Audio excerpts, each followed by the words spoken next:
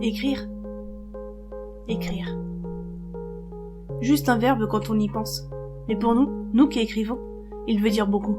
Et oui. Certains ont commencé à écrire juste pour raconter des histoires. D'autres pour faire voyager ceux qui les écoutent. Quelques-uns pour faire des vues, c'est vrai.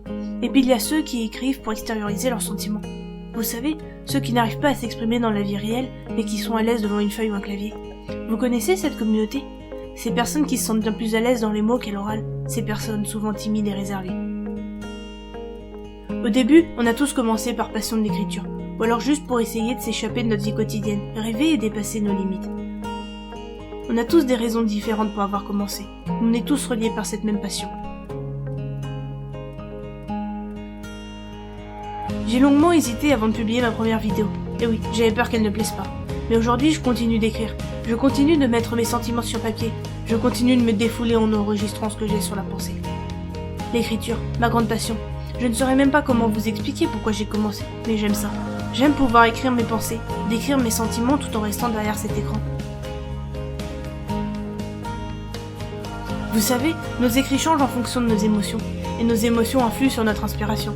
Il y a des périodes où nos textes seront plus tristes et chercheront plus à faire réfléchir ou émouvoir, et puis d'autres où ils seront plus joyeux et chercheront à faire voyager et rêver celui qui nous écoute. Mais derrière tout ça, il y a surtout une grande famille.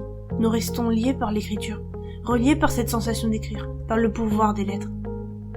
Ces lettres qui réunissent forment un mot, et ces mots qui réunis forment un texte capable de retranscrire nos émotions et nos pensées. Et les textes qui étaient alors seulement publiés sur papier autrefois sont maintenant mis en ligne sur la toile, et une communauté d'écrivains 2.0 s'est alors créée. Une communauté qui s'aide. C'est fou le nombre de personnes géniales que j'ai rencontrées grâce au texte. Des personnes toujours prêtes à aider.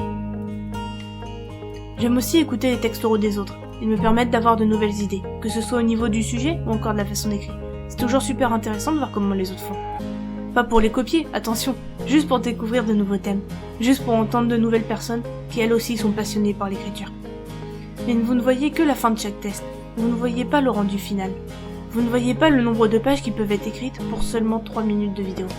Mais au final, le temps passe plus vite lorsque l'on écrit, lorsque l'on a trouvé une musique qui nous inspire et un sujet qui nous plaît.